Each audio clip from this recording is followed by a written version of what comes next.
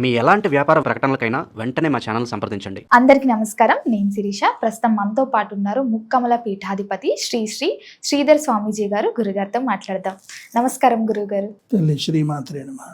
గురుగారు, చాలా మంది ఈ రోజులలో ఇంట్లో నెగిటివ్ ఎనర్జీ ఉంది, మేము ఏం చేసినా మాకు కలిసి రావట్లేదు, ఎంత సంపాదించినా ఇంట్లో ఎదుగుదల కనిపించట్లేదు, పిల్లలు అనారోగ్యంగా ఉంటున్నారు, ఏదో ఒక గొడవలు చికాకులు వస్తూనే ఉంటున్నాయని చాలా మంది ఈ ప్రాబ్లం ఫేస్ చేస్తున్నారు. మరి ఎవరికి వారు ఇంట్లో ఎలాంటి మంత్రాలు జపించుకోవచ్చు అంటారు? ఎలాంటి పరిహారాలు చేస్తే కొంచెం బాగుంటుంది అంటారు ఇంట్లో? తప్పకుండా తల్లి, ఈ యొక్క నెగటివ్ ఎనర్జీని పెంచి పోషిస్తున్నది మనమే, ఎవరో కాదు. ముందు నెగిటివ్ ఎనర్జీ అనేది మన ఇంట్లోకి రాకుండా ఉండాలంటే మనం ఏం చేయాలనేది తెలుసుకోవాలి. ఫస్ట్ పాయింట్ ఏంటంటే మన ఇంటిని పరిశుభ్రంగా ఉంచుకోవాలి. తర్వాత అలాగే ఇల్లంతా కూడా ప్రతినిత్యం పసుపు నీళ్ళు చల్లుకోవాలి. ప్రతినిత్యం కూడా ఉదయము పసుపు నీళ్ళు ప్రోక్షణ చేసుకోవాలి.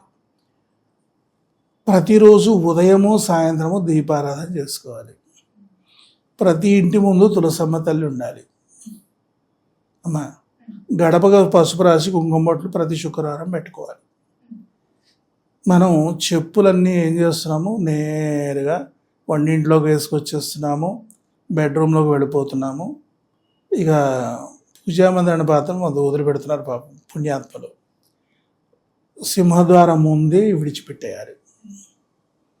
వెంటనే లోపల రానే కాళ్ళు కడుక్కొని మిగిలిన కార్యక్రమాలు ప్రారంభించాలి.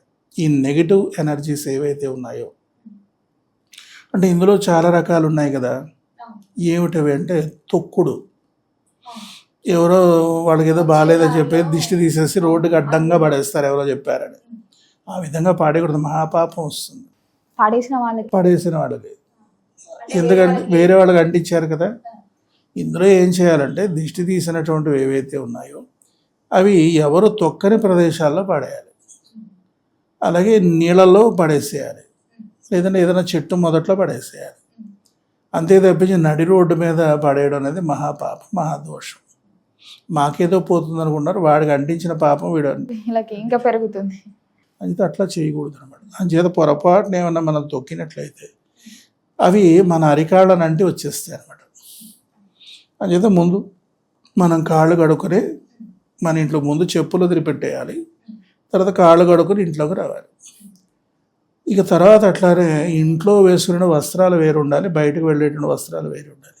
ఆ బట్టలన్నీ చక్కగా విడిచిపెట్టేసి కాళ్ళు చేతుల మొహం కడిగేసుకుని అవకాశం ఉంటే స్నానం చేసేసి ఇంట్లో వాడే వస్త్రాలు ధరించి చక్కగా మన పనులు మనం చేసుకోవడం అనేది మంచిది. ఈ వంటలు వండిన తర్వాత చూడండి, అంతా చిందరవందరగా పడేస్తారు. దానివల్ల కూడా నెగిటివ్ ఎనర్జీ పెరిగిపోతుంది. అది అంతా నీట్గా ఉండాలి. లక్ష్మీదేవి దేనికి ప్రాధాన్యత ఇస్తుంది అంటే శుచి శుభ్రతకే ప్రాధాన్యత ఇస్తుంది. ముగ్గురమ్మలలో కోపిష్టి అమ్మ ఎవరు అంటే పార్వతి అంటారు, కాదండి, లక్ష్మీదేవి. లక్ష్మీదేవి రజోగుణ ప్రధానం, చాలా కోపిష్టి దేవుడ. నీట్నెస్ లేకపోతే వెంటనే కోపం వచ్చేస్తుంది. శుచి శుభ్రత ఉండాలి. అమంగళకరమైన వాక్యాలు ఇంట్లో మాట్లాడకూడదు. చాలామంది బూతు మాటలు మాట్లాడుతున్నారు. అట్లా మాట్లాడినటువంటి వాళ్ళ ఇళ్లలో లక్ష్మీదేవి ఉండదు. ఇలా ఇల్లంతా శుచి శుభ్రత లేకుండా ఈ చిమ్మేసినటువంటి ఇంట్లో లక్ష్మీదేవి ఉండదు. ఇక తర్వాత అట్లానే ఈ స్మోకింగ్ డ్రింకింగ్ కూడా ఇళ్లలో చేసేస్తారు. అట్లా వాళ్ళ ఇంట్లో కూడా లక్ష్మీదేవి ఉండదు. లక్ష్మీదేవి విడిపోయిందంటే ఎవరు వచ్చేస్తారో ఆ లక్ష్మి వస్తుంది. ఎవరావిడ? దరిద్ర దేవత. ఎవరావిడ? జ్యేష్ఠాదేవి. ఎవరావిడ? లక్ష్మీదేవికి అక్కగారు. లక్ష్మీదేవికి రివర్స్ అనమాట ఆవిడ. ఎవరు భార్య? శనీశ్వరుడు భార్య జ్యేష్ఠ. ఏమవుతుంది? దరిద్రం పడుతుంది, అనారోగ్యం వస్తుంది, చండాలం అయిపోతుంది ఇల్లంతా. అందుచేత ఇది చాలా జాగ్రత్త వహించాల్సిన అవసరం ఉంటుంది. శుచి శుభ్రతతో లక్ష్మీదేవి నిలుస్తుంది. ఈ నియమాలు పాటించుకుంటూ పెద్దవాళ్ళు చెప్పాడు నియమాలు ఇవన్నీ పాటించి చుట్టూ విరబోసుకు తిరగకుండా జడ వేసుకోండి, చక్కగా పువ్వులు పెట్టుకోండి, కాటో పెట్టుకోండి, బొట్టు పెట్టుకోండి, సింధూరం ధరించండి, నల్ల పూసలు ధరించండి, ఇవన్నీ చెప్తుంటారు. ఇవన్నీ ఎప్పుడైతే నియమాలు పాటిస్తుంటారో నెగిటివ్ అనేది ఉండనే ఉండదు. అందుచేత ఇప్పుడు చూడండి, కళ్ళకు కాటి పెట్టుకున్నాం అనుకోండి, నెగిటివ్ ఎనర్జీ ఉండదు. మనం ఎంత అందంగా ఉన్నా, ఎంత అట్లా ఉన్నా సరే, ఎట్లాంటి వాళ్ళు ఎంత దుష్ట దృష్టి మన మీద పడినా ఈ కాటిక పోగొట్టేస్తుంది. ఆహా. అంటే ప్రతిరోజు స్త్రీలు కాటిక పెట్టుకోవాల్సిందే. అందుచేత ఆకర్షణ కావాలి కదా, బొట్టుతో ఆకర్షణ వస్తుంది, కుంకుమ బొట్టుతో ఆకర్షణ వస్తుంది.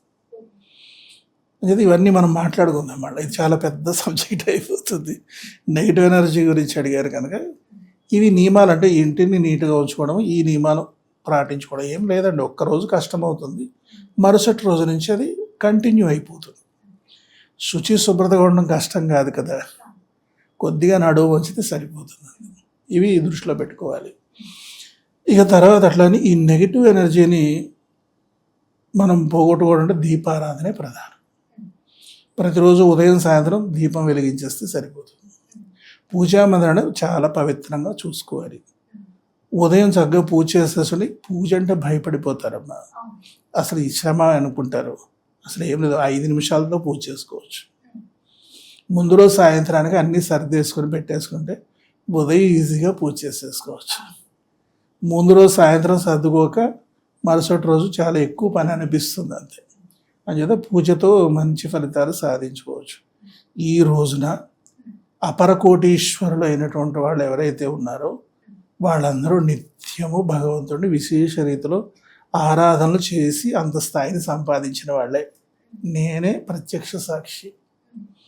ఎందుకంటే నేను అందరు పూజా మందిరాలు చూస్తాను. నేను ఎవరిది ఏవి చూడను, నాకు పూజా మందిరం ఇష్టం. వీళ్ళు ఏం చేస్తున్నారు అనేది ముందు పూజా మందిరం చూస్తారు. పూజా మందిరం బట్టి ఏం చేసేస్తారు నాకు అర్థమైపోతుంది. వాళ్ళు చేసిన ఉపాసనా బలం, వాళ్ళు చేసిన జపాలు, పూజలు, హోమాలు, దాన ధర్మాలు, ఇట్లాంటివి ఏవైతే ఉన్నాయో వాటి నుంచే వాళ్ళకి ఐశ్వర్యం పెరుగుతుంది. వీళ్ళంతా శుచి శుభ్రతను పాటించడము, నియమనిష్టలు పాటించడము, పూజలు బాగా చేసుకోవడము, దాన ధర్మాలు బాగా చేయడం ద్వారా వృద్ధి అయినారు. ఎవరైతే వీటికి విరుద్ధంగా ఉంటారో సర్వనాశనం అయిపోతారు. ఏదో తాత్కాలికంగా భావన కూడా తర్వాత ఉండదు వాళ్ళకి.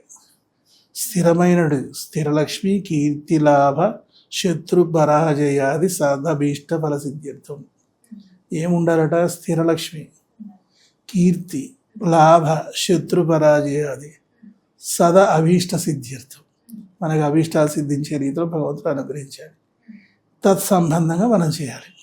ఇప్పుడు చూడండి, శుచిగా శుభ్రతగా లేనటువంటి అద్దం ప్రతిబింబించదు కదా. అదేవిధంగా ఇల్లు శుచి శుభ్రతతో కనుక లేకపోతే భగవత్ శక్తి అందులో ప్రవేశించదు. ఏ శక్తి ప్రవేశిస్తుంది? క్షుద్ర శక్తి ప్రవేశిస్తుంది. ఇప్పుడు పిల్లలు చూడండి, మరమరాలు, తర్వాత బఠానీలు, అటుకులు తినేసి చిమ్మేస్తారు, అది వదిలేస్తాం. ప్రేతాత్మలు చక్కగా వచ్చేసి తింటాయి అవి, వాటికి ఆహారం అదే. అందుచేత చాలా జాగ్రత్తగా ఉండాలి.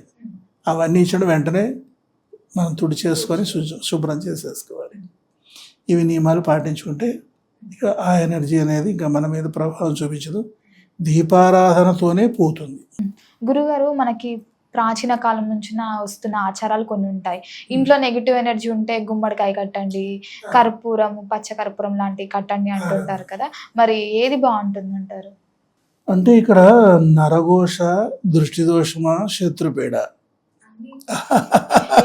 ఉన్నాయి కదా, ఉన్నాయి ఎక్కువైనాయి. ఎక్కువ అయిపోయినాయి. ఇప్పుడు పూర్వం ఏంటంటే ఒక కుటుంబం బాగుంది అనుకోండి, సంతోషించాడు, వీడు ఒడ్డున పడిపోయాడు, వీడు హ్యాపీ, వాడంతా చాలా చక్కగా ఉన్నారు, వాడు బాధ్యతలు తీర్చుకున్నాడు, అదృష్టవంతుడు, అట్లాగే మనం కూడా ఉండాలని చెప్పేసి ఆనందపడేవాడు. ఇప్పుడు అట్లా కాదు, వాడు పెరిగిపోవడం ఏంటి, వాడు బాగుండడం ఏంటి, మనకన్నా వాడు అలా పెరగాలనుకోవట్లే, వాడిని నాశనం చేసేయాలనుకుంటున్నారు, వాడిని తొక్కేసి మనం పెరగాలి, అది తప్పది.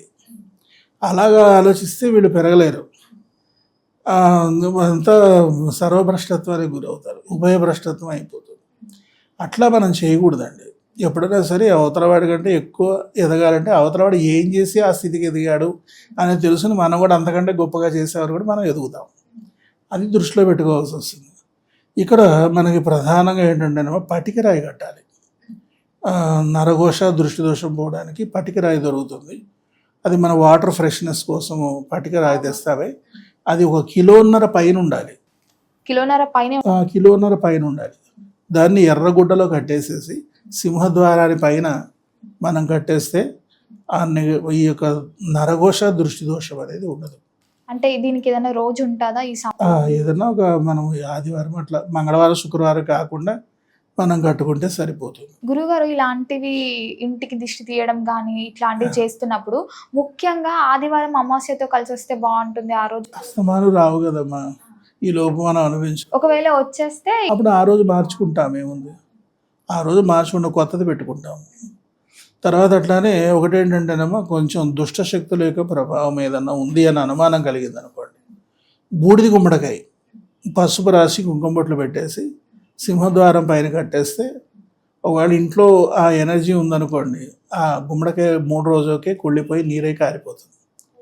ఈ నరఘోష దృష్టిదోషం అనే పటికరాయి ఎంత గడ్డలా ఉన్నది నీరై కారిపోతుంది. తర్వాత అట్లానే నిమ్మకాయలు ఎండుమిరపకాయలు ప్రతి శుక్రవారం మార్చుకోవడం అనేది మంచిది. 3 నిమ్మకాయలు 5 ఎండుమిరపకాయలు గుచ్చేసి సింహద్వారాన్ని కట్టడం. నిమ్మకాయలు ఎండుమిరపకాయలు సరిపోతాయమ్మా. 3 నిమ్మకాయలు 5 ఎండుమిరపకాయలు గుచ్చేసి సింహద్వారం మీద కడితే సరిపోతుంది. అది ప్రతి శుక్రవారం అదే లక్షవారం మార్చుకుంటూ ఉంటే బాగుంటుంది అంతా. గురుగారు మొత్తం మీద మాకు తెలియని ఎన్నో మంచి విషయాలు తెలియజేసినందుకు ధన్యవాదాలండి. శ్రీమాత్రేడు.